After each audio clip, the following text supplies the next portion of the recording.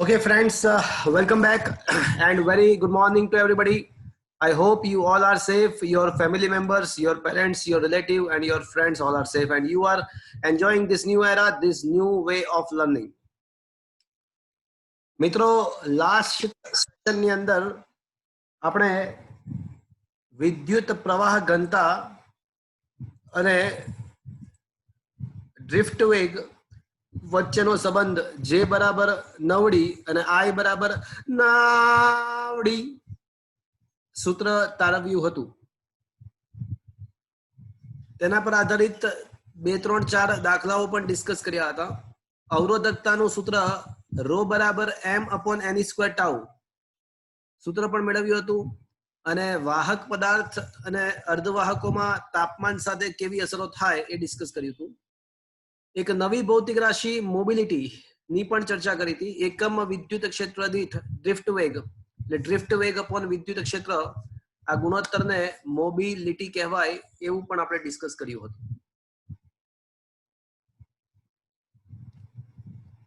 હવે મિત્રો નવા ટોપિક લેવા તરફ જઈ રહ્યા છીએ.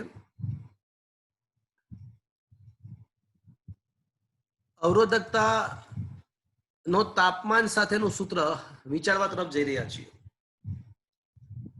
અવરોધકતા અને તાપમાન વચ્ચેનો સંબંધ દર્શાવતું સૂત્ર આપણે ડિસ્કસ કરીશું મિત્રો. ઓલું જે સૂત્ર હતું ને rho is equals to m/n² tau એ તો અવરોધકતા અને રિલેક્સેશન સમય વચ્ચેનો સંબંધ હતો. રો ઇઝ ઇક્વલ્સ ટુ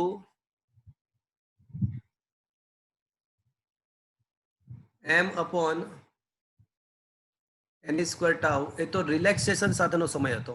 અહીંયા ટી કાઈ ટાઉ કાઈ તાપમાન નહોતું, રિલેક્સેશન સમય હતો. પણ હવે મારે અવરોધકતા અને તાપમાન વચ્ચેનો સંબંધ હોય તેવું સૂત્ર ડિસ્કસ કરવું છે. સૂત્ર પ્રાયોગિક રીતે મળે છે એટલે એ સીધું સ્વીકારવાનું છે. સૂત્ર તો સીધું સ્વીકારવાનું છે પણ એમાં રહેલા પદોની સમજૂતી મેળવીશું. સૂત્ર પ્રાયોગિક રીતે મળે છે એટલે સ્વીકારવાનું છે, એમાં રહેલા પદોની સમજૂતી ડિસ્કસ કરીશું. તો સૂત્ર છે કોઈ ટી તાપમાને અવરોધકતા ઇઝ ઇક્વલ્સ ટુ કોઈ સંદર્ભ તાપમાને અવરોધકતા T0 તાપમાને અવરોધકતા 1 + આલ્ફા T - T0. તો આ સૂત્ર છે રો ટી બરાબર rho T0 1 + alpha T - T0, જ્યાં રો ટી એ ટી તાપમાને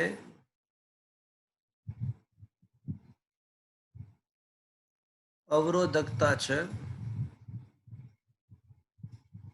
row T0 is equals two T0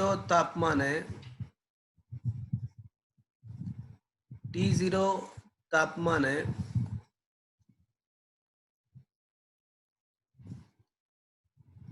અવરોધકતા છે.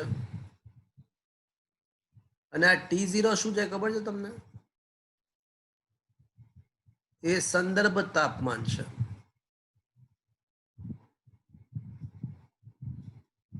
આલ્ફા એ અવરોધકતાનો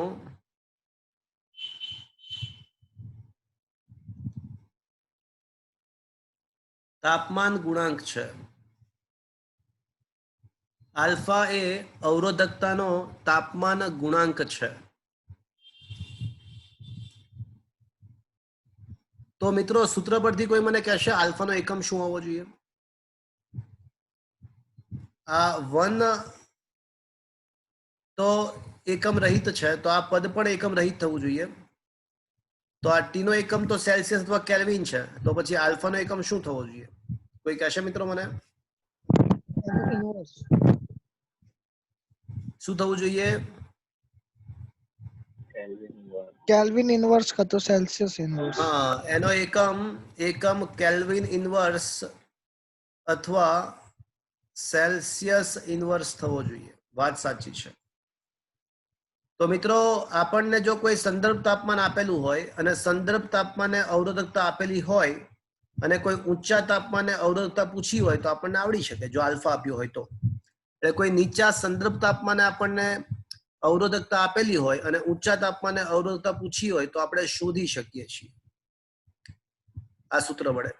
તો આ સૂત્ર આનુભવિક રીતે મળે છે, લખ્યું છે જો આનુભવિક રીતે, એટલે અનુભવ પ્રમાણે એ લોકોએ મેળવ્યું હશે. આપણે સીધું સમીકરણની બંને બાજુ એલ અને એ વડે, એલ ભાગ્યા એ વડે ગુણતા, તો આ rho T is equals to rho T0 1 plus alpha T minus T0 જે સૂત્ર છે એને બંને બાજુ L બાય A વડે ગુણતા. તો મિત્રો રો એલ અપોન એ તો શું થઈ જાય? આર. તો આ થઈ જશે RT બરાબર RT0 1 plus alpha T minus T0.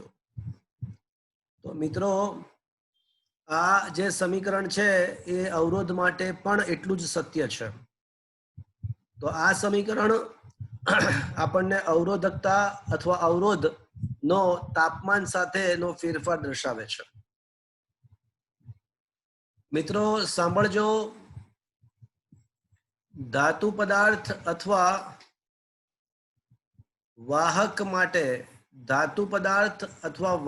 માટે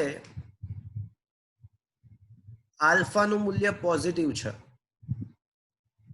તાપમાન ગુણાંક પોઝિટિવ છે. તો મિત્રો સૂત્ર પરથી સ્પષ્ટ જ છે કે જેમ જેમ તાપમાન વધશે તેમ આ જે 1 પ્લસ સમથિંગ પદ વધતું જશે. તો હવે આવા સંજોગોમાં જો તાપમાન વધતું જાય તો જે પદ સરવાળો પામે છે એ વધતું જશે. તાપમાન વધતું જાય તો જે પદ સરવાળો પામે છે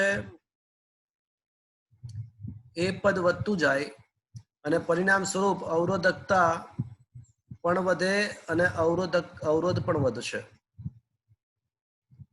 પણ મિત્રો જે અર્ધવાહકો છે, અર્ધવાહકો માટે મિત્રો આલ્ફા નેગેટિવ છે. તો આ સૂત્ર તમે ધ્યાનથી દેખો, આ સૂત્ર દેખો અને એમાં આલ્ફાની કિંમત નેગેટિવ મૂકો તો વચ્ચે પ્લસના બદલે શું થઈ જશે મિત્રો? આ 1 પ્લસના બદલે આલ્ફાની કિંમત નેગેટિવ હોય તો 1 પ્લસના બદલે 1 માઇનસ સમથિંગ થશે. અને 1 માઇનસ સમથિંગ થાય અને પછી જો તમે તાપમાન વધારતા જાઓ તો શું થશે કે સરવાળો નહીં પણ બાદબાકીનું પદ વધતું જશે. આ બાદબાકી વાળું પદ વધતું જશે તો અવરોધકતા વધશે કે ઘટશે? ઘટશે. જે પદ બાદ થાય છે, હા, બાદબાકી વાળું પદ વધતું જશે. જે પદ બાદ થાય એ વધતું જાય તો પરિણામ ઘટતું જાય. તો એનો મતલબ કે અર્ધવાહકો માટે તાપમાન વધતા આલ્ફા નેગેટિવ હોવાને કારણે શું થશે કે જો તાપમાન વધારવામાં આવે તો એની અવરોધકતા અને પરિણામ સ્વરૂપ અવરોધ પણ ઘટશે. તો મિત્રો લાસ્ટ ટાઈમ પણ આપણે વાત કરી હતી કે અર્ધવાહકો માટે તાપમાન વધતા અવરોધ ઘટતો હોય છે. અને છેલ્લી વસ્તુ મિશ્ર ધાતુ. જો મિશ્ર ધાતુનો વિચાર કરીએ,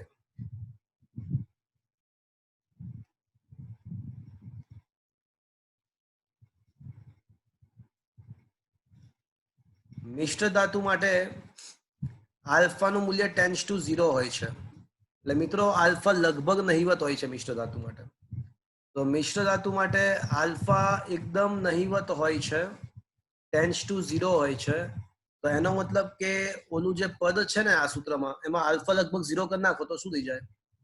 તો કોઈ પણ તાપમાને અવરોધકતા લગભગ સંદર્ભ તાપમાને હોય એની જેટલી જ રહેશે, અર્થાત લગભગ અવરોધકતા અથવા અવરોધ અચળ રહેશે. મતલબ કે મિશ્ર ધાતુની અવરોધકતા લગભગ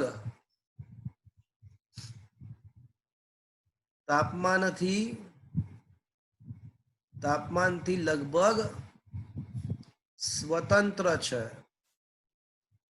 અર્થાત મિશ્ર ધાતુની અવરોધકતા તાપમાન સાથે લગભગ બદલાતી નથી. તો એ જ વસ્તુ આલેખ દ્વારા પણ સમજી શકાય.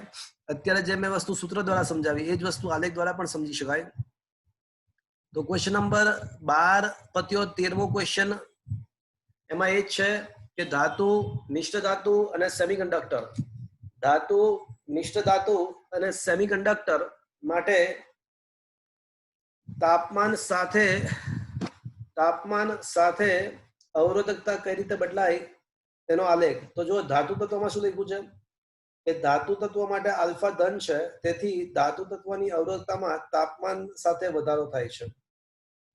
આવા ધાતુ પદાર્થો માટે 50 કેલ્વિન કરતા નીચા તાપમાને આલેખ અરેખીય હોય છે.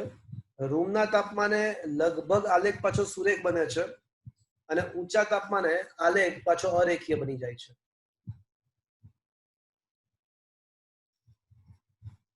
ફરીથી તમે જોઈ શકો છો આલેખની અંદર તમે દેખો તો જેમ જેમ જેમ તાપમાન વધતું જાય છે, આલેખમાં જેમ તાપમાન વધતું જાય છે તેમ તમે જોઈ શકો છો કે તેની અવરોધકતાનો આલેખ પણ વધતો જાય છે. સ્ટાર્ટિંગમાં અરેખીય છે, સ્ટાર્ટિંગમાં આ આલેખ અરેખીય છે. રૂમના તાપમાને આલેખ લગભગ સુરેખ બને છે અને પાછો અરેખીય બની જાય છે.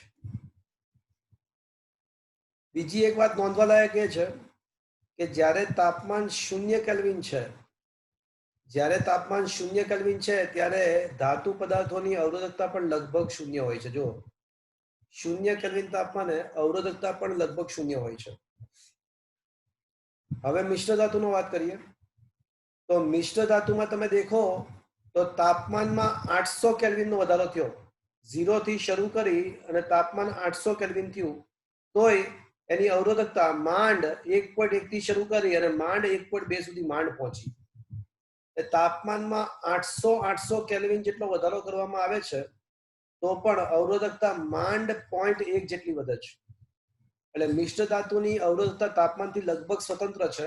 તાપમાનમાં 800 કેલ્વિનનો ફેરફાર કર્યો તો પણ મિશ્ર ધાતુની અવરોધકતા બહુ ખાસ બદલાતી નથી. 1.1 થી માંડ 1.2 થાય છે.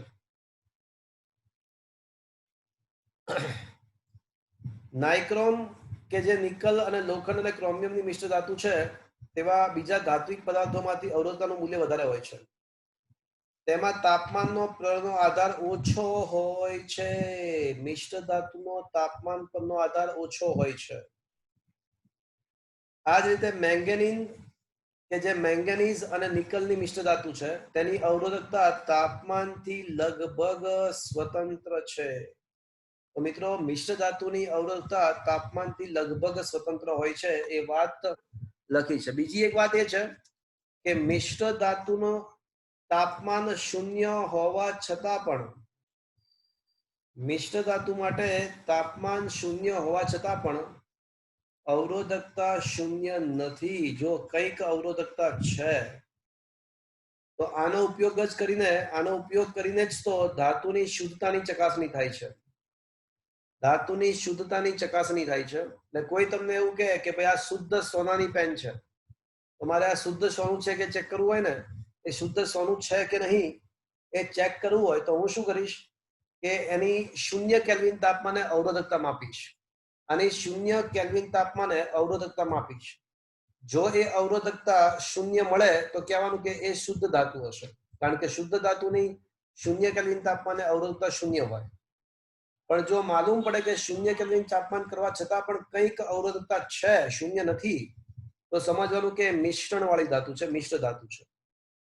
તો આલેખ પરથી બે બાબત નોંધનીય છે. એક તો મિશ્ર ધાતુની અવરોધકતા તાપમાનથી લગભગ સ્વતંત્ર છે અને નંબર 2 0 કેલ્વિન તાપમાન હોવા છતાં પણ અવરોધકતા 0 હોતી નથી મિશ્ર ધાતુમાં. તો આ હકીકતનો ઉપયોગ કરીને જ તો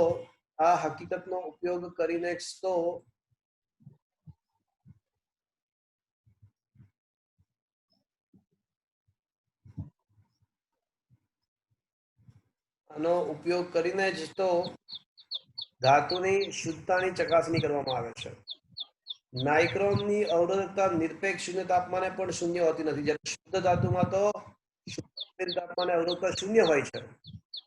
તો આ હકીકતનો ઉપયોગ કરીને જ તો શુદ્ધતાની ચકાસણી કરવામાં આવે છે.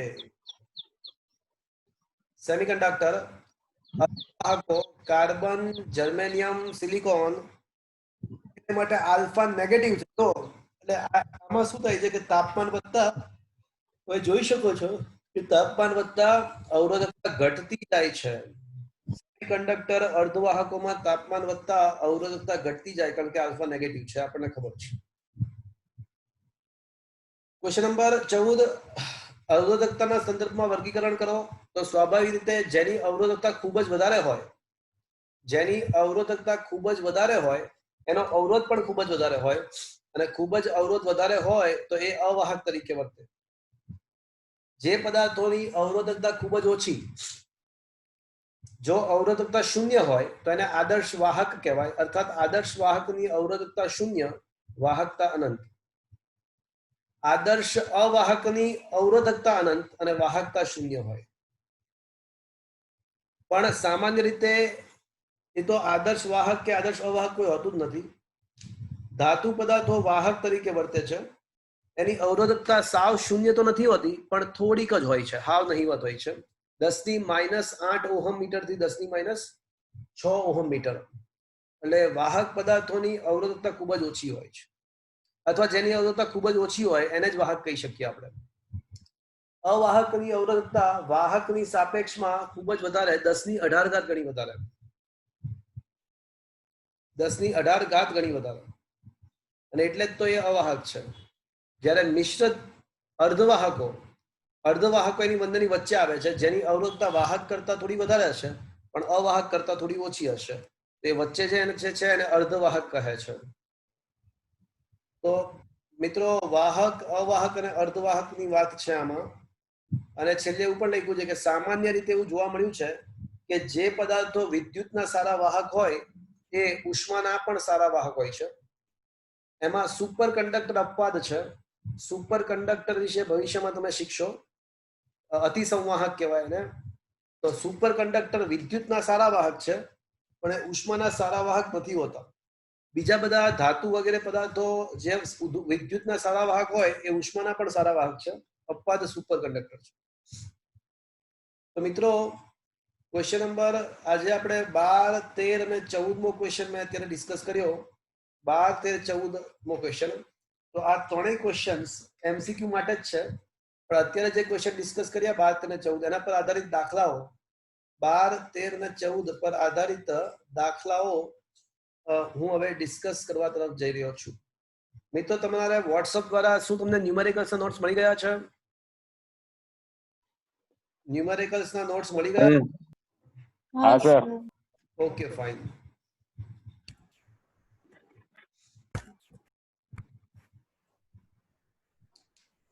તો ન્યુમેરિકલ્સ ના નોટ્સ શેર કરી રહ્યો છું મિત્રો.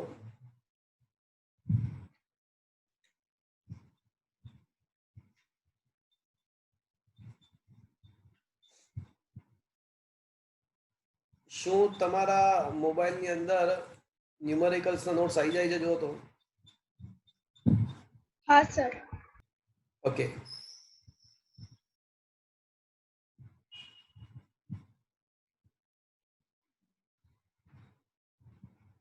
Question number 3. ક્વેશ્ચન નંબર 3 ની રકમ વંચાય છે પણ મિત્રો? હા સર. ઓકે. એક ઇલેક્ટ્રિકલ ટોસ્ટરમાં વપરાયેલા નિક્રોનના તારનો 27 સેલ્સિયસ તાપમાને અવરોધ 75.3 છે. તેને 220 વોલ્ટના ઉદ્ગમ સાથે જોડતા અમુક સમય બાદ તેમાંથી 2.68 એમ્પિયર પ્રવાહ પસાર થાય છે. તો તાપમાન શોધવાનું છે. મિત્રો 27 સેલ્સિયસ તાપમાન અને સંદર્ભ તાપમાન લઈ લઈશું. છેલ્લે આપણને આલ્ફા આપ્યો છે, અવરોધકતાનો તાપમાન ગુણાંક આપ્યો છે. ચલો આટલી રકમ વાંચતા દિલમાંથી કયું સૂત્ર બહાર આવશે? આટલી રકમ વાંચતા દિલમાંથી કયું સૂત્ર બહાર આવશે? આલ્ફા આપ્યો છે, alpha. Rho t equal to rho t0 into 1 plus alpha t minus t0. R at T temperature. Okay, let me write down with a bigger letter. મોટા અક્ષરથી લખવા દો. મોટા અક્ષરેથી લખવા દો. ઓકે, તો સૂત્ર RT બરાબર RT0 1 plus alpha T minus T0. સંદર્ભ તાપમાન આપણે શું લઈશું? તો કે ભાઈ 27 સેલ્સિયસ લઈશું અને એ સંદર્ભ તાપમાને અવરોધ આપણને આપ્યો છે, એટલે સંદર્ભ તાપમાને અવરોધ RT0 આપણને આપ્યો છે 75.3 ઓહમ. ઊંચું તાપમાન કેટલું છે એ જ તો મારે શોધવાનું છે.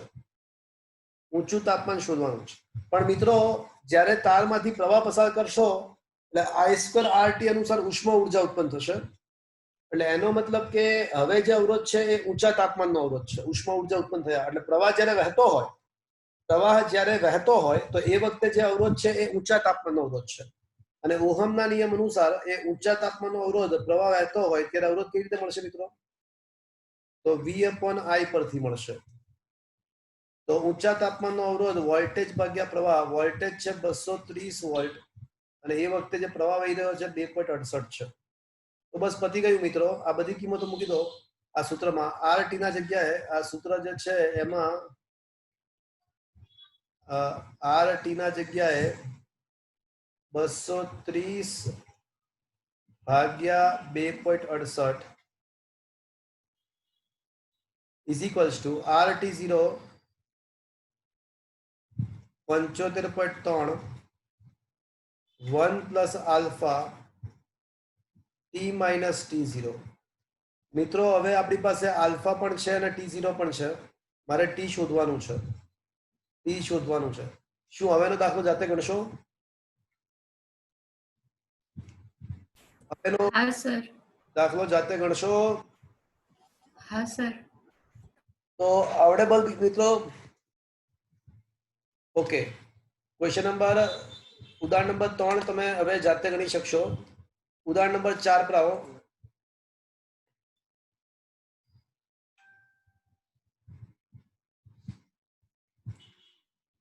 ઉદાહરણ નંબર 4, એક પ્લેટિનમ રેઝિસ્ટન્સ થર્મોમીટરમાં પ્લેટિનમ તારનો બરફના તાપમાને અવરોધ 5 ઓહમ છે. ચલો, બરફના તાપમાન એટલે કયા તાપમાને? 0 સેલ્સિયસ. 0 Celsius. અહીંયા આગળ સંદર્ભ તાપમાન આપણે 0 સેલ્સિયસ લઈશું. તો સંદર્ભ તાપમાન 0 સેલ્સિયસ અને એ તાપમાને અવરોધ કેટલો આપ્યો છે? 5 ઓહમ છે. ચલો, હવે શું કીધું છે? વરાળના પાણીની વરાળનું તાપમાન એટલે કેટલું તાપમાન? 100 Celsius. એટલે 100 સેલ્સિયસ તાપમાને એને RT1 કહીએ. T1 તાપમાને અવરોધ આપણને આપ્યો છે. કેટલો આપ્યો છે? 5.23. 5.23 ઓહમ છે. ચલો, અને પછી આપ્યું છે કે T2 બરાબર શોધવાનું છે અને એ આપણે થર્મોમીટરને હીટ બાથમાં નવડાવીએ છીએ, ઊંચા તાપમાને. તો એ આપણને અવરોધ આપ્યો છે કે 5.795 છે. તો T2 તાપમાને અવરોધ આપણને આપ્યો છે 5.795 ઓહમ. T2 તાપમાન શોધવાનું છે, તો એ નવું તાપમાન શોધવાનું છે. કઈ વાંધો નહીં મિત્રો. સૂત્ર કયું વાપરવાની ઈચ્છા થશે? બોલો, કયું સૂત્ર વાપરીશું? RT બરાબર RT0 1 plus alpha T minus T0. અહીંયા RT1 કરીએ તો અહીંયા T1 આવશે. આપણને RT1 5.23 આપેલું છે, તો 5.23 બરાબર 5 into 1 plus alpha. ચલો, T1 તાપમાન કેટલું છે? 100 છે. તો 1 plus alpha 100 minus 0 એટલે 100 જ આવશે. 100 minus 0 એટલે 100 જ આવશે. 100 alpha. તો આના પરથી એવું કહી શકાય કે 100 આલ્ફા ને છેલ્લે સૂત્રનો કરતા બનાવશો ને 100 આલ્ફા ને તો 5.23 ભાગ્યા 5 માઇનસ 1 એટલે 0.23 ભાગ્યા 5 થશે. 100 આલ્ફા ઇઝ ઇક્વલ્સ ટુ 0.23 ભાગ્યા 5 થશે. સમીકરણ નંબર 1. 100 આલ્ફા બરાબર 0.23 ભાગ્યા 5 થશે.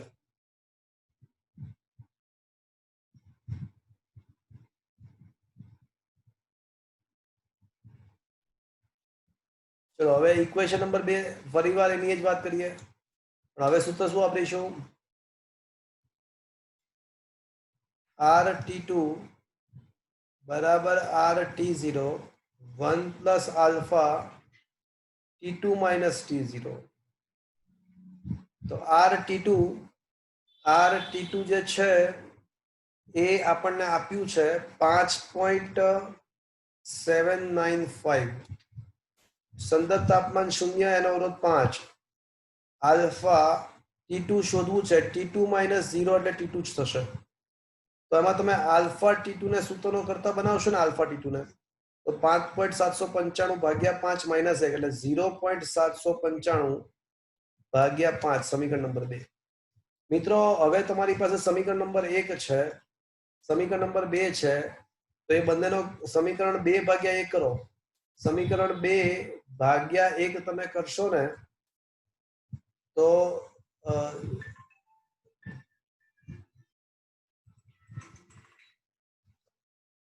100 આલ્ફા બરાબર 0.23 ભાગ્યા 5.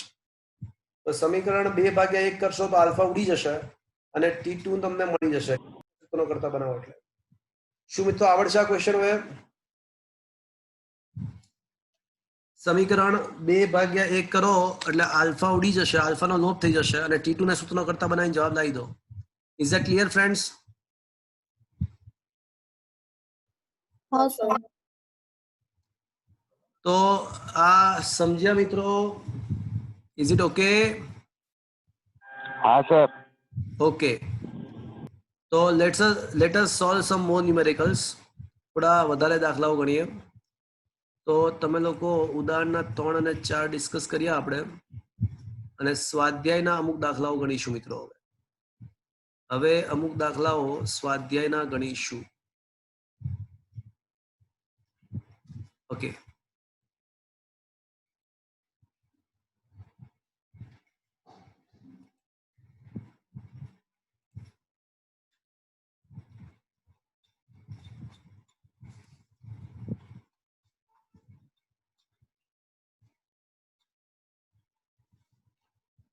ઓકે. સ્વાધ્યાયનો 5મો દાખલો. એક હીટરનો 27 સેલ્સિયસ જેટલા તાપમાને અવરોધ 100 ઓહમ છે. તાપમાન ગુણાંક 1.7 10⁻⁴ છે. તો કયા તાપમાને અવરોધ 170 બનશે? મિત્રો સંદર્ભ તાપમાન શું છે ને એ આપવું પડે. આપણે જાતે ને જાતે રકમમાં જો કે બોર્ડની એક્ઝામમાં આપશે, અત્યારે આપણે જાતે ને જાતે સંદર્ભ તાપમાન 27 સેલ્સિયસ લઈ લઈએ. સંદર્ભ તાપમાન 27 સેલ્સિયસ લઈએ અને સંદર્ભ તાપમાને આપણને અવરોધ આપેલો છે 100 ઓહમ છે. તો ઊંચું તાપમાન આપણે શોધવાનું છે અને ઊંચા તાપમાને આપણને અવરોધ આપેલો છે. કેટલો આપેલો છે? 170 ઓહમ. અને આલ્ફા પણ આપણને આપેલો છે સમથિંગ. બસ તો ખાલી સૂત્રમાં કિંમત જ મૂકવાની છે. તો RT બરાબર RT0 1 plus alpha T minus T0 માં RT તમને 170 આપેલું છે, RT0 તમને 100 આપેલો છે, T તમને 27 આપેલું 27.5 આપેલું છે, T0 પણ તમને આપેલું છે કે T0 27.5 આપેલું છે અને T શોધવાનું છે. T0 27 આપેલું છે અને T શોધવાનું છે અને આલ્ફા આપણને આપ્યું છે. બધી જ કિંમતો આપેલી છે, T શોધવાનું છે. કાઢશો જાતે? હા સર. જાતે આપી શકાશે? હા સર. આમાં સોલ્યુશનમાં છે ને ખાલી સિમ્બોલ ચેન્જ કર્યા છે, 2 ને 3 ને એવું બધું લખ્યું છે. પણ તમે 2 ને 3 ના બદલે RT તમે આ રીતે વિચારજો, RT બરાબર RT0, બસ આવું વિચારજો, RT0 1 plus alpha T minus T0, આવું વિચારજો, બરાબર છે? એ કઈ સિમ્બોલ ચેન્જ કર્યા જાતે કરી શકાય. ચલો ક્વેશ્ચન નંબર 6. Question number 6.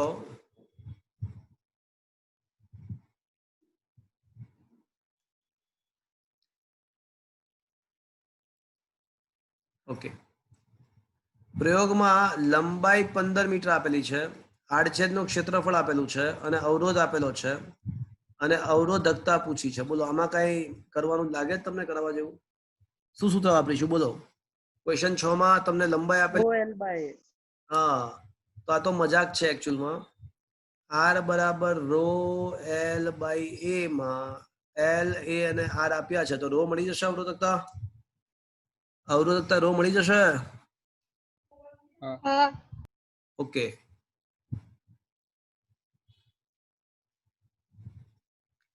સાતમો ક્વેશ્ચન.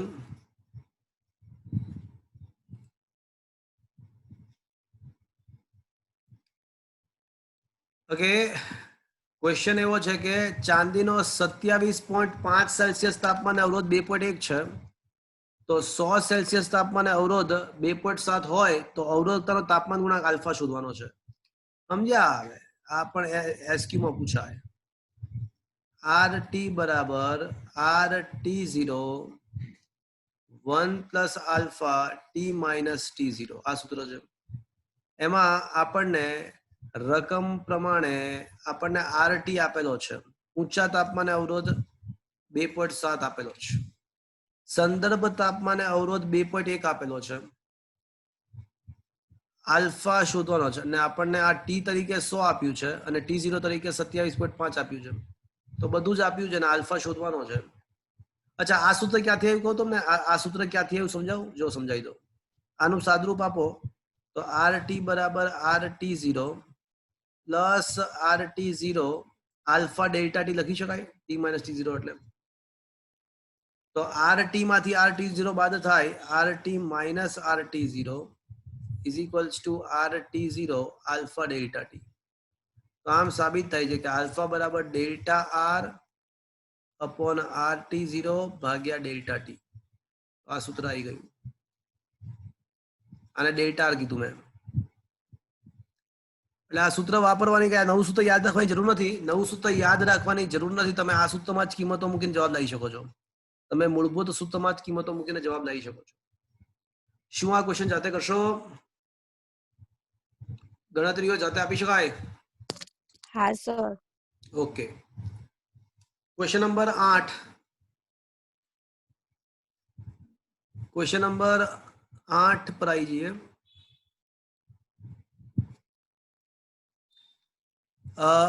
क्वेश्चन 8 એવો છે કે નિક્રોમના બનેલા એક હીટરને 230 વોલ્ટ સાથે જોડતા પ્રારંભમાં 3.2 એમ્પિયર પ્રવાહ વહે છે. પ્રારંભમાં એટલે રૂમ તાપમાને, એટલે સંદર્ભ તાપમાને.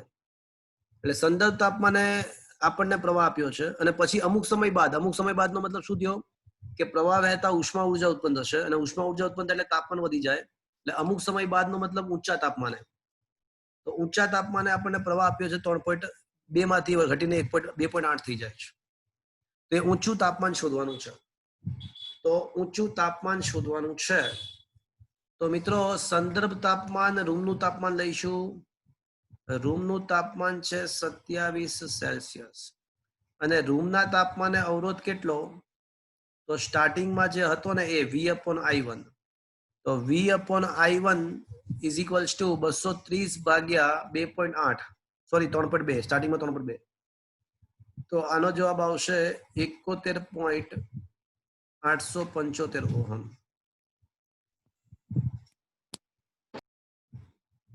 હવે ઊંચું તાપમાન મારે શોધવાનું છે અને ઊંચા તાપમાનનો અવરોધ કેટલો? તો કે ભાઈ V/I2. અમુક સમય બાદ તાપમાન વધી જાય ને એ વખતે પ્રવાહ 2.8 છે. તો 230 ભાગ્યા 2.8 કરશો તો 82.143 મળશે. હવે મિત્રો આપણી પાસે સંદર્ભ તાપમાન છે, ઊંચું તાપમાન શોધવાનું છે. બંને અવરોધો આપેલા છે.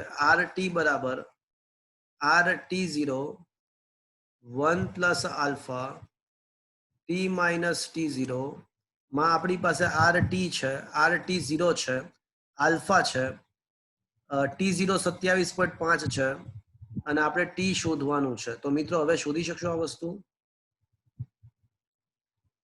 જો તો ચેક કરો, ખ્યાલ આવે મિત્રો?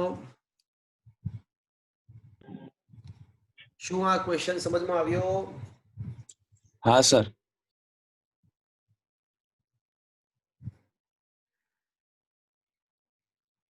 એટલે સ્ટાર્ટિંગમાં જે પ્રવાહ વહે છે એ રૂમ તાપમાને વહે છે, એટલે એ સંદર્ભ તાપમાને પ્રવાહ થયો.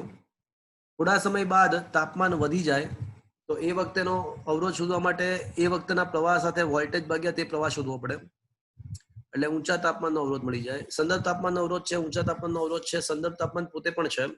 ઊંચું તાપમાન શોધવાનું છે, આલ્ફા આપણને આપેલો છે. તો યુ કેન ડુ ઇટ. કરી શકાશે મિત્રો? हाँ सर. હા સર. ક્વેશ્ચન નંબર 8 થઈ ગયો. 4 5 6 7 8. ઓકે,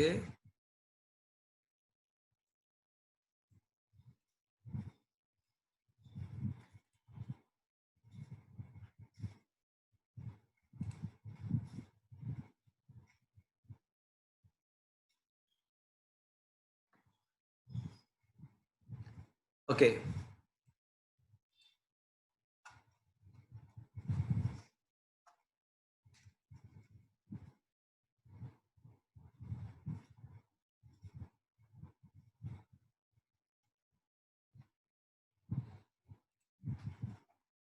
મિત્રો ક્વેશ્ચન નંબર 17 પર આવો.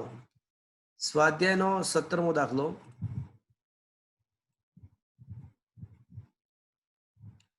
શું લખ્યું છે કે એક ટેબલ આપ્યું છે, અવલોકન કોઠો આપેલો છે, એમાં વોલ્ટેજની અલગ અલગ કિંમતો અને એ વખતેના પ્રવાહ આપેલા છે. અને ક્વેશ્ચન એવો છે કે આ મેંગેનીઝના મિશ્ર ધાતુના બે છેડા વચ્ચે લગાડેલા વોલ્ટેજ અને પ્રવાહ ઉપરના કોષ્ટકમાં દર્શાવેલા અવલોકન પરથી તમે શું તારણ કાઢી શકશો? તો 12 અવલોકનો આપ્યા છે વોલ્ટેજ અને પ્રવાહના. તો V/I વોલ્ટેજની કિંમત 3.94 થી વધારતા જાય છે, 3.94 થી વોલ્ટેજની કિંમત વધારતા જ જાય છે અને વધારતા વધારતા વધારતા વોલ્ટેજની કિંમત વધારતા વધારતા 3.94 થી શરૂ કરીને 158 સુધી લઈ જાય છે. તો વોલ્ટેજ વધારતા જાય છે. તો છે ને આપણે એક કામ કરીએ, બધી જ વખતે V/I શોધીએ. તો એ 12 કિસ્સામાં વોલ્ટેજ ભાગ્યા પ્રવાહ કરીશું ને, 12 કિસ્સામાં તો છે ને બધામાં જવાબ સરખો જ આવે છે, 19.7 ની બહુ આસપાસ જ આવે છે. મતલબ શું થયો કે વોલ્ટેજ વધારતા ગયા પણ તો પણ આ V અને I નો ગુણોત્તર અચળ મળ્યો. તો V અને I નો ગુણોત્તર અચળ મળવો એનો મતલબ જ શું થયો? એક કયા નિયમની પાલન થયું કહેવાય? ઓહમના નિયમનું. તો આનો તો ક્વેશ્ચન એવો છે કે ઉપરના અવલોકન ટેબલ પરથી તમે શું તારણ કાઢશો? તો તારણ એવું કાઢી શકાય કે આ મેંગેનીઝનો જે તાર છે એ ઓહમના નિયમનું પાલન કરે છે, કારણ કે V/I નો ગુણોત્તર અચળ છે. તો આ ઉપરોક્ત અવલોકન પરથી કહી શકાય કે ઓહમના નિયમનું પાલન થાય છે. Is that clear friends? તો આ કઈ છે જ નહીં દાખલા જેવું. 17મો જવા દો.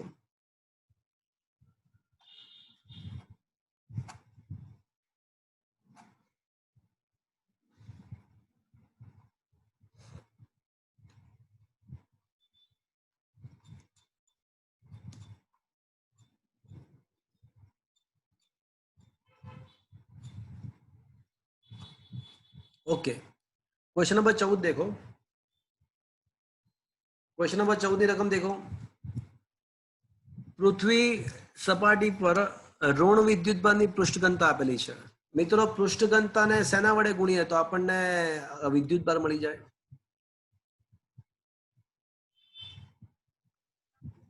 ક્ષેત્રફળ વડે. ક્ષેત્રફળ વડે. Is equals two Q/A. તો વિદ્યુતભાર Q બરાબર સિગ્મા ઇન્ટુ A થશે. હા કે ના? હા કે ના? ઓકે. હા. હવે એવું છે કે પૃથ્વી સપાટી ઋણ વિદ્યુત ભારિત છે અને ઉપર આકાશ ધારો કે ધન વિદ્યુત ભારિત છે.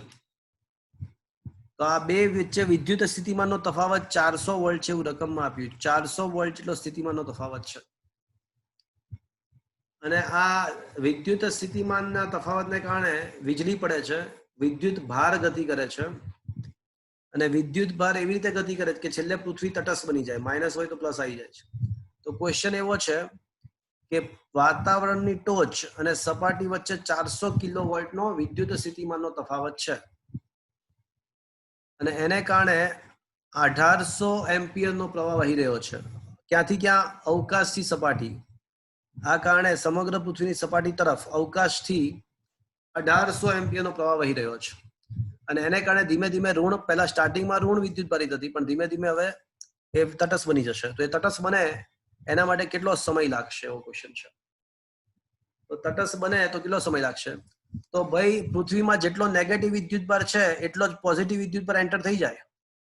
જેટલો નેગેટિવ છે એટલો પોઝિટિવ વિદ્યુતભાર એન્ટર થઈ જાય તો તટસ્થ બની જશે. તો કેટલા વિદ્યુતભારને ટ્રાન્સફર કરવાની જરૂર પડશે? તો જેટલો નેગેટિવ છે એટલો જ પોઝિટિવ. એટલે એ કેટલો? તો સિગ્મા ઇન્ટુ એ જેટલો. હવે પ્રવાહ મિત્રો આપેલું છે, પ્રવાહ ઇઝ ઇક્વલ્સ ટુ આપણને ખબર છે કે ક્યુ બાય ટી. સમય શોધવો છે તો સમય ઇઝ ઇક્વલ્સ ટુ શું થશે?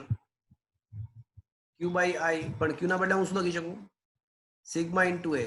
પણ મિત્રો પૃથ્વીની વાત છે તો ક્ષેત્રફળ શું આવશે? 4 pi r 4 pi R square upon i. તો મિત્રો આપણી પાસે સિગ્મા છે, પૃથ્વીની ત્રિજ્યા પણ છેલ્લે આપેલી છે, અને પ્રવાહ પણ 1800 આપેલો છે. સાદુરૂપ આપો એટલે સમય મળી જશે. સાદુરૂપ આપીએ તો સમય મળી જશે. તો શું મિત્રો આ સમજમાં આવ્યો? આ દાખલો સમજમાં આવ્યો? હા કે ના તો બોલો. हाँ सर હા સર. મિત્રો હવે વળી પાછા થિયરીઓ પર આવી જઈએ છીએ. ટોપિકનું નામ છે કાર્બન અવરોધ. ઓકે.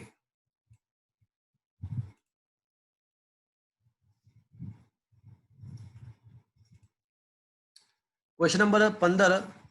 કોઈ એક ઉદાહરણ લઈ અને કાર્બન અવરોધનો રંગ સંકેત સમજાવો. મિત્રો તમે લોકોએ ક્યારેય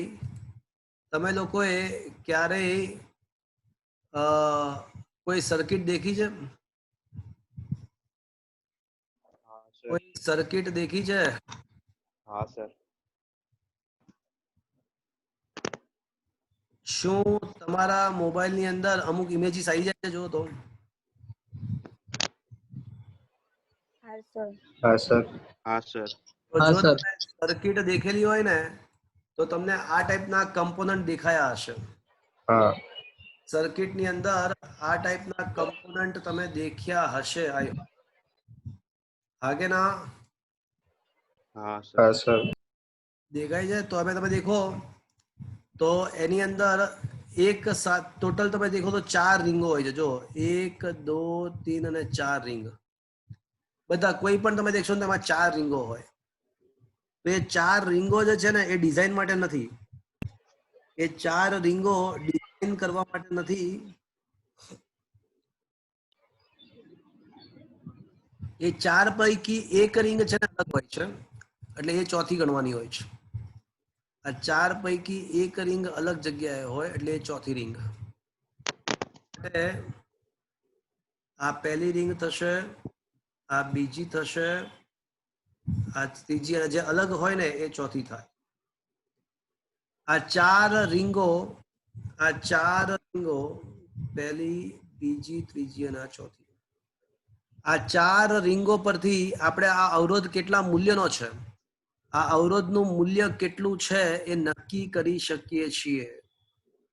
આને કાર્બન અવરોધ કહેવાય. ગ્રેફાઇટ અને કાર્બન, શુદ્ધ ગ્રેફાઇટ અને રેઝિન, કાર્બનની લુગદીમાં આ કાર્બન અવરોધો બનાવવામાં આવે છે. ખૂબ જ નાના, વજનમાં હલકા, કિંમતમાં સસ્તા અને ઓછા કદના હોય છે. એટલે ઇલેક્ટ્રોનિક્સ પરિપથમાં એનો બહોળા પ્રમાણમાં યુઝ થાય છે. પણ હાલમાં આપણો ટાર્ગેટ શું છે કે આ 4 રીંગો, અલગ અલગ કલરની જે 4 રીંગો છે એના પરથી મેં તમને એવું કીધું કે કાર્બન અવરોધનું મૂલ્ય નક્કી થઈ જાય છે. તો હવે તમને ક્વેશ્ચન એવો થાય કે બોલો ક્વેશ્ચન એવો થાય કે કઈ રીતે શોધાય? કાર્બન અવરોધ એટલે શું? કાર્બન અવરોધ તો કીધું મેં કે કાર્બન અને રેઝિનના મિશ્રણમાંથી બનાવવામાં આવતા અવરોધો અને કાર્બન અવરોધો કહેવાય. વજનમાં નાના, કિંમતમાં સસ્તા અને કદમાં નાના છે, વજનમાં હલકા છે, એટલે બહોળા પ્રમાણમાં ઇલેક્ટ્રોનિક્સમાં એનો યુઝ થાય છે. પણ એ કાર્બન અવરોધ ઉપર 4 રીંગો કરવામાં આવે છે, ડિઝાઇન નથી, એનો ચોક્કસપણે મિનિંગ છે. અને 4 રીંગો પરથી આપણે કાર્બન અવરોધનું મૂલ્ય નક્કી કરી શકીએ છીએ. તો હવે ક્વેશ્ચન એવો થાય કે બોલો ફરી વાર, હવે ક્વેશ્ચન એવો થાય કે આ કાર્બન અવરોધનું મૂલ્ય કેટલું હશે? હા, આ 4 રીંગો પરથી કાર્બન અવરોધનું મૂલ્ય કેવી રીતે નક્કી થાય? 4 રીંગો પરથી કાર્બન અવરોધનું મૂલ્ય કઈ રીતે નક્કી થાય? That is a question. તો મિત્રો હવે એ 4 રીંગો પરથી કાર્બન અવરોધનું મૂલ્ય કઈ રીતે નક્કી થાય છે એ સમજાવી રહ્યો છું, સાંભળજો.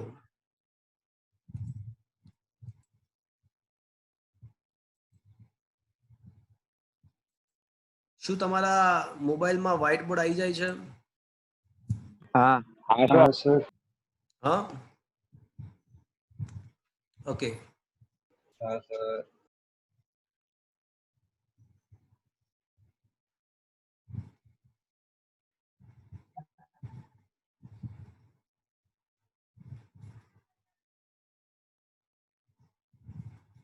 હું અત્યારે એક ટેબલ દોરી રહ્યો છું, અને હું અમુક વસ્તુ લખીશ. તમને કશું કંકોડું ભાન નહીં પડે, પણ સાંભળીને ખુશ થજો. હું અત્યારે જે બોલું છું એ સાંભળીને ખુશ થવું, ખબર પડે નહીં તો પણ ખુશ થવું.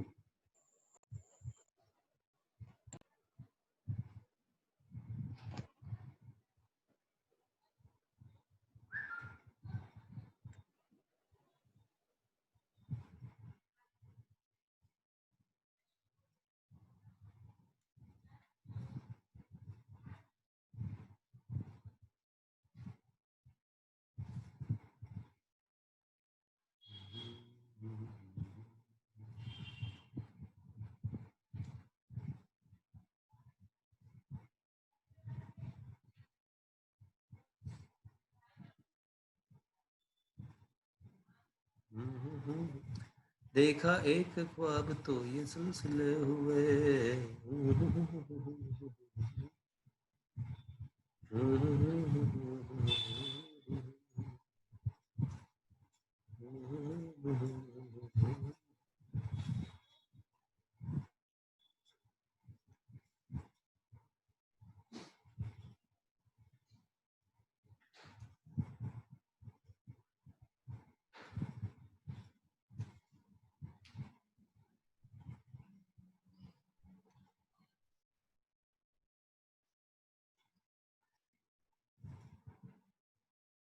આ બધી શું દોરો?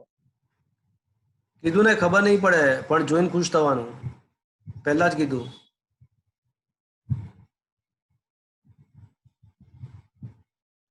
ટ્રેનના પાટા જેવું ટ્રેનના પાટા આવા હોય?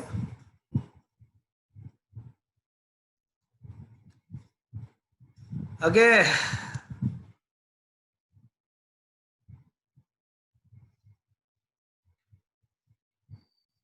જે પ્રથમ રિંગ હોય છે ને એ દશકનો અંક દર્શાવે છે.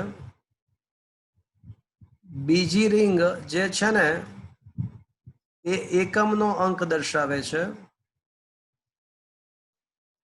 જે ત્રીજી રિંગ છે ને એ 10ની ઘાત દર્શાવે છે. અને ચોથી રિંગ જે છે ને એ ટોલરન્સ એટલે કે સહનશીલતા, કેટલો ફેરફાર શક્ય છે એ દર્શાવે છે. ખબર નહીં પડે પણ સાંભળો, પહેલી રિંગ દશકનો અંક, બીજી રિંગ એકમનો અંક દર્શાવે છે, ત્રીજી રિંગ 10ની ઘાત દર્શાવે છે, ચોથી રિંગ ટોલરન્સ દર્શાવે છે. ચલો હું જે બોલાવું એ બોલો. ચલો બધા લોકો અનમ્યુટ થાય અને હું બોલાવું એ બોલો. બોલો. बोलो બોલો બોલો બોલો बोलो બોલો बोलो બોલો કોકિલાનો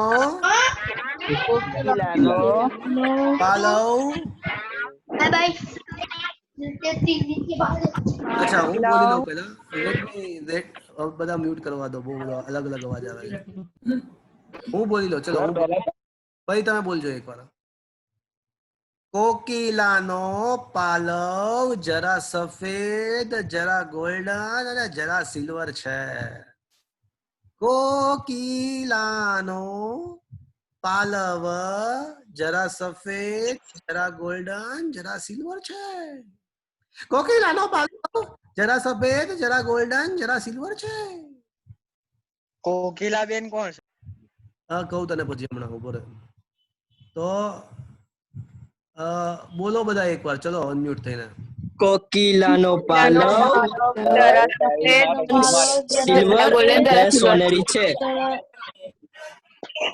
પહેલા સફેદ પછી ગોલ્ડન અને પછી સિલ્વર એવું છે હા કોકિલાનો પાલવ જરા સફેદ જરા સફેદ ગોલ્ડન સિલ્વર જરા સિલ્વર છે જરા ગોલ્ડન જરા સિલ્વર. અચ્છા મ્યુટ કરી દઉં છો બધાને કોકિલાબેન હમણાં આવશે. હા કોકિલા ગુસ્સે થશે એવું છે કે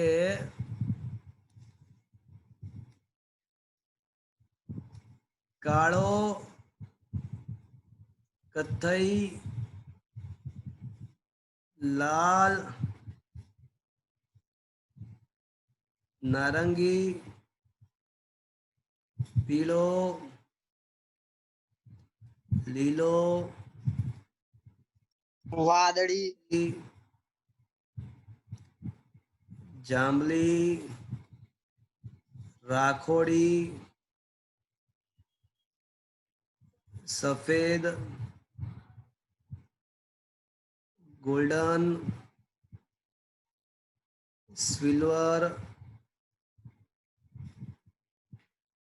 અને રંગહીન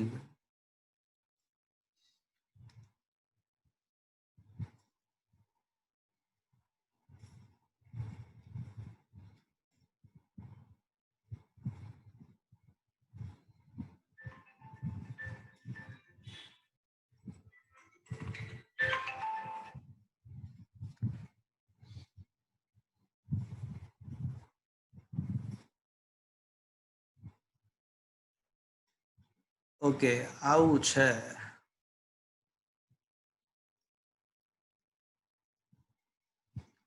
તો મિત્રો જો દેખાય છે દેખાયું કોકિલા કોકિલાનો પાલવ જરા સફેદ જરા ગોલ્ડન જરા સિલ્વર છે તો આ સિક્વન્સ યાદ રહી જાય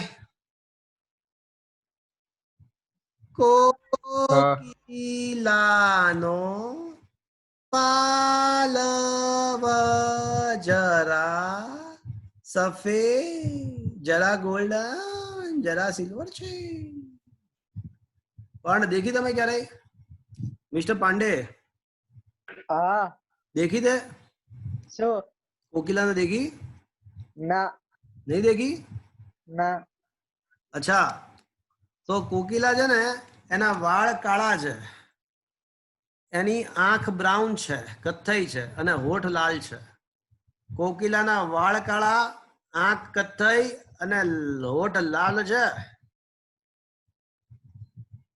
કોકિલા માં પહેલો જે ક છે એ કાળો અને બીજો જે ક છે કથ્થાઈ ઉપરથી નીચે વિચારવાનું કાળો કથ્થાઈ લાલ કોકિલા નો પહેલો ક એટલે કાળો અને બીજો ક જે છે ને એ કથ્થાઈ છે ઘણીવાર ઇંગ્લિશમાં પણ લોકો યાદ રાખતા હોય છે black brown red orange yellow green blue, violet, gray, white, golden, silver, no color. તો ઇંગ્લિશમાં યાદ રાખવા માટે આવું યાદ રાખતો હોય છે બી Roy goes to Bombay. BB Roy goes to Bombay. BB Roy goes to Bombay via gateway of Golden Surat. થઈ જાય જો BB Roy goes to Bombay via gateway of Golden Surat. તો એ રીતે યાદ રાખતા હોય છે. પણ આપણને બીબી રોય ની મજા આવે. આપણને શું મજા આવશે? આપણને શું મજા આવશે? કોકિલા. ક્વેશ્ચન ઇઝ ધેટ કે શું કહેવા શું કોકિલા. હા, હમણાં ખ્યાલ આવશે હું શું કહેવા માંગુ છું. 2 મિનિટમાં ખ્યાલ આવી જશે. પ્રથમ રિંગ ક્યારેય બ્લેક ના હોઈ શકે, પણ પ્રથમ રિંગ કથ્થાઈ હોય તો 1 લેવું, લાલ માટે 2 લેવું. પણ ટેબલ દોરું છું, કશું ભાન નહીં પડે, પણ સાંભળીને ખુશ થાવ. 5 6 7 8 9 ડેશ ડેશ ડેશ 9 સુધી જાય. એક હોય તો શૂન્ય લેવાનું. 1 2 3 4 5 6 7 8 9 ડેશ ડેશ ડેશ 10 ની 0 ઘાત, 10 ની 1 ઘાત, 2 ઘાત, 3 ઘાત, 4 ઘાત, 5 ઘાત, 6 ઘાત, 7 ઘાત, 8 ઘાત, 10 ની 9 ઘાત, 10 ની -1, 10 ની -2 ઘાત ડેશ ડેશ 1%, 2%, 3%, 4%, ગોલ્ડન હોય તો 5%, સિલ્વર હોય તો 10%, અને ચોથી રિંગ જ ના હોય, ચોથી રિંગ જ ના હોય તો 20% લેવું. ગોલ્ડન માટે 5%, સિલ્વર માટે 10%, અને ચોથી રિંગ જ ના હોય તો 20% લેવું. હવે હું તમને કહું હું શું કહેવા માંગુ છું. હવે તમને ખ્યાલ આવશે કે હું શું કહી રહ્યો છું. માની લો કે તમારી પાસે કાર્બન અવરોધ છે. માની લો કે કાર્બન અવરોધ છે આવડો, અને આ કાર્બન અવરોધમાં 4 રિંગો આવેલી છે. ધારો કે કથ્થઈ કાળો, આ કથ્થઈ 4 રિંગો આવેલી છે. કથ્થઈ, પછી છે કાળો, પછી છે લાલ, અચ્છા લાલ, અને માની લો કે ગોલ્ડન છે. આ રીતે 4 રિંગો આવેલી છે. આવો કાર્બન અવરોધ છે. કથ્થઈ, કાળો, લાલ અને ગોલ્ડન. હવે આપણે કોને યાદ કરવાનું છે? કોકિલાને. ચલો હવે આ ટેબલ જે દોર્યું છે ને એ ટેબલ નું કઈ કામ જ નથી. આ ટેબલ તો આમનામ જ ખાલી કોને યાદ રાખવાની છે? સ્ક્રીનશોટ તો લેવા દે. કોકિલાનો પાલવ જરા સફેદ, જરા ગોલ્ડન, જરા સિલ્વર છે. ચલો હવે સ્ટાર્ટ કરીએ. પહેલો ક, કથ્થાઈ.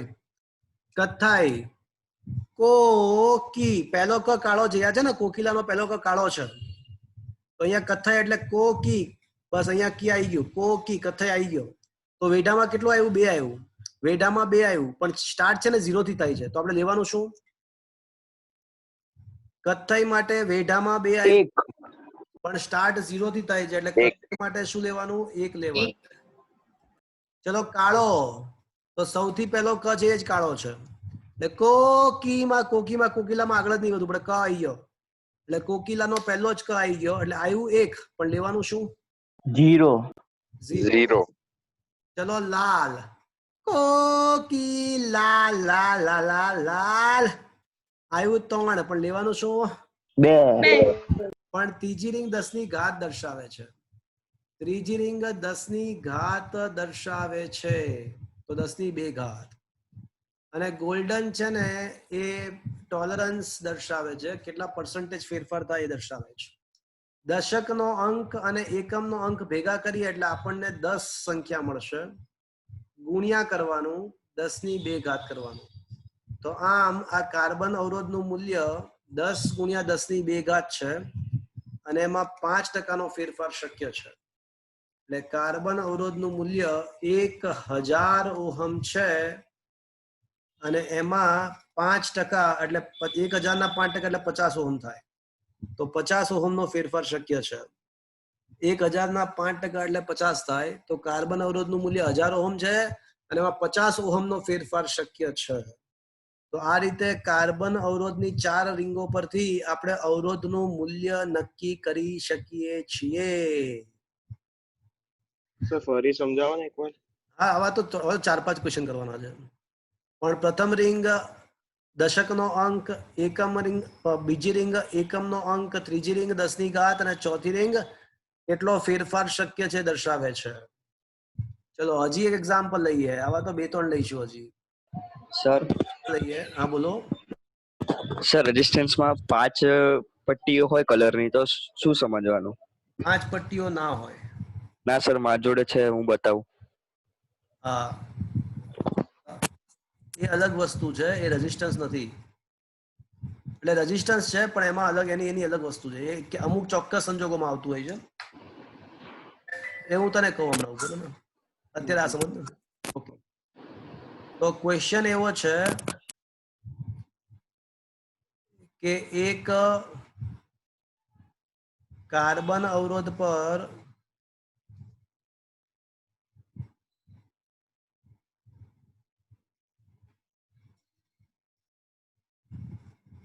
ભારતના રાષ્ટ્રધ્વજ મુજબના રંગો આવેલા છે.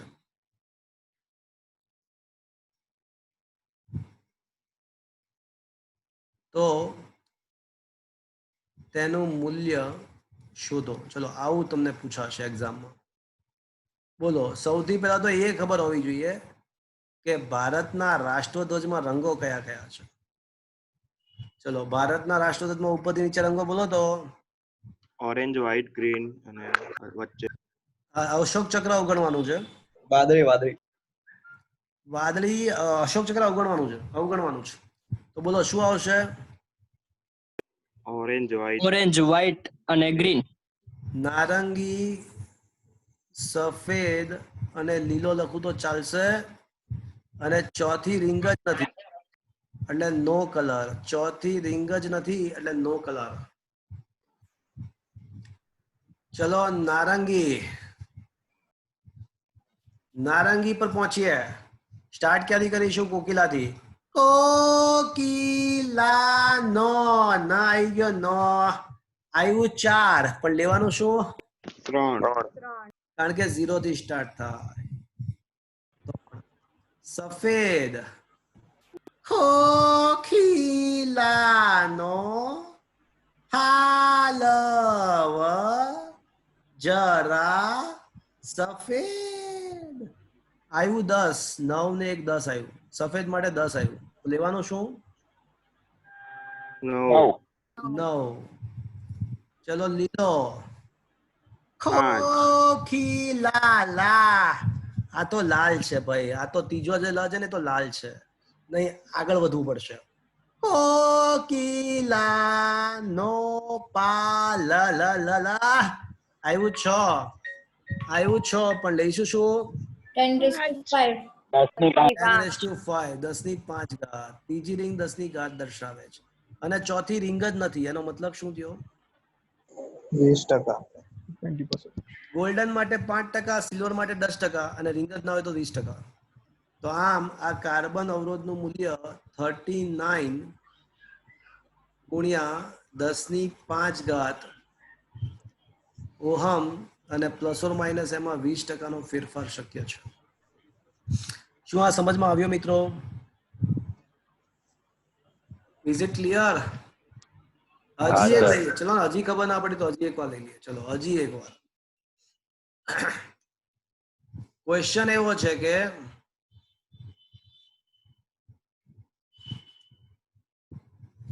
કાર્બન અવરોધ પર ટ્રાફિક સિગ્નલ મુજબના રંગો આવેલા છે.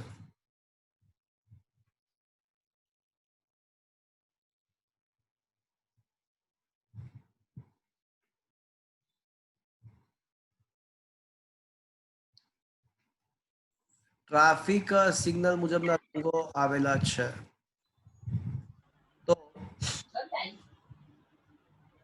તો અવરોધ જણાવો. લાલ, લીલો, પીળો. ટ્રાફિક સિગ્નલ ખબર હોવી જોઈએ ને પેલા તો. બોલો, ટ્રાફિક સિગ્નલ માં શું હોય? લાલ, લીલો, પીળો. લાલ, લીલો, પીળો. લાલ, લીલો, પીળો અને નો કલર, રંગહીન. ચલો લાલ, ખોખી લાલ લાલ લાલ. શું લઈશું? 2.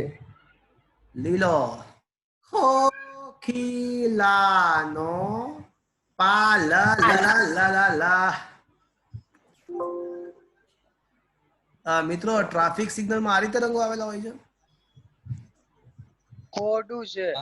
લાલ, પીળો, લીલો લાલ, આવે. પીળો, લીલો Red, આવે. પીળો, લીલો. yellow and green. વચ્ચે પીળો આવે ને? વચ્ચે પીળો આવેલા. બોગસ છે. તો પછી ચલો પીળો, ખોખીલાનો પા આવ્યું 5. લેવાનું શું? 4. 4. લીલો, ખોખીલાનો પા લ લ લ લ આવ્યું 6. 10⁵ અને પ્લસ ઓર માઇનસ 20%. તો રેઝિસ્ટન્સ બરાબર 24 ગુણ્યા 10⁵ ઓહમ અને એમાં 20% નો ફેરફાર શક્ય છે. So that is what is the carbon અવરોધનું મૂલ્ય. તો મિત્રો, આવા બીજા પણ હજી ક્વેશ્ચન્સ કરવાના છે. નેક્સ્ટ ટાઈમ આવા ક્વેશ્ચન હજી પણ કરીશું. આવા 3-4 ક્વેશ્ચન હજી કરવાના છે. મિત્રો, આવતા વીક થી હું એપ્લિકેશન લોન્ચ કરી રહ્યો. લોન્ચ તો થઈ ગઈ છે, પણ એમાં બધું વસ્તુ થઈ જશે. હોમવર્ક, એક્ઝામ વગેરે બધું જ એમાં આવશે. વિડીયો લેક્ચર્સ પણ એમાં જ આવશે. જે લોકોને ફીસ ભરાયેલી હશે એ લોકોને લોગિન અને આઈડી માટેના પાસવર્ડ મળશે. અને યુટ્યુબમાં વિડીયો આજે તો અપલોડ કરીશ, પણ આવતા વીકથી બધું બંધ થશે.